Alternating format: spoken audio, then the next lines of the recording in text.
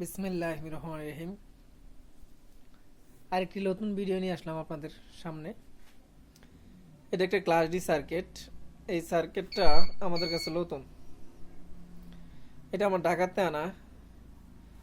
আর এটার ওয়ারিং একটু ওই 521943 সাল থেকে একটু আলাদা। এটার আমি 2 দিন ধরে এটা চাইতেছি যে এটার সাউন্ডটা আসলে কতটুকু কি আসে, বিষয়টা নিয়ে একটু বোল্ড কমায়া বাড়ায়া দেয়া এখন একটা পর্যায়ে আসছে। আর এটার সাউন্ড সাউন্ড ইনশাল্লাহ অনেক ভালো। এই সার্কিটটার ওয়ারিং একটু ওইটার সার্কিটটা একটু আলাদা, এটার জন্য এক্সট্রা 12 ভোল্টেজ লাগে। এই যে বোল্টটা 12 লাগে, যেমন ওই এমপ্লিফায়ার সার্কিটগুলো আমাদের ভোল্টেজ এই ভোল্টেজটা দরকার পড়ে না। এই দেখেন পিছনের সাইড,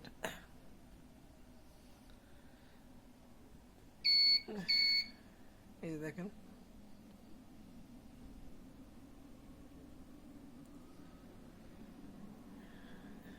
এই যে এটা বলি আমরা। তো এটার সাউন্ড, এটা হচ্ছে 1200 ওয়াটের একটা সার্কিট। আর এটার সাউন্ড যদি আমি ওই ওই যেমন 521943 সার্কিটের সাথে আমি তুলনা দিই, ওটার সেটা অনেক আউটপুট ভালো, আউটপুট ভালো। এটা এটার আউটপুটের সাথে আরেকটা বিষয় হচ্ছে এটা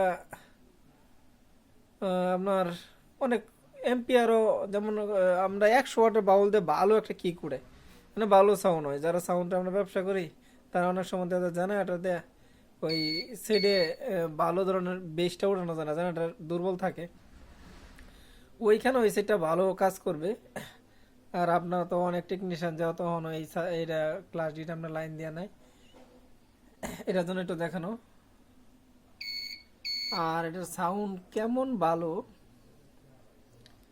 এটা আসলে আপনার যদি না চালান বোঝানো যাবে না।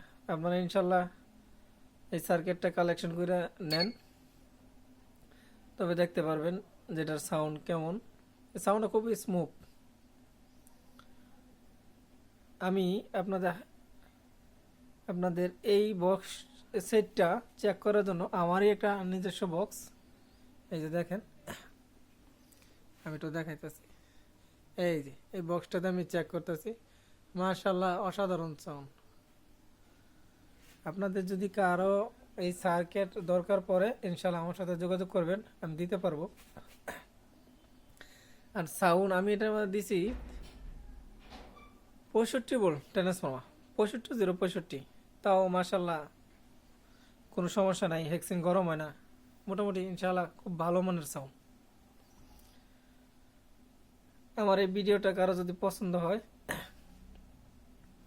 তাতে আমার সার্থক, আপনাদের যদি উপকার হয়, কারণ এই সার্কিটটা তো নতুন। ধন্যবাদ।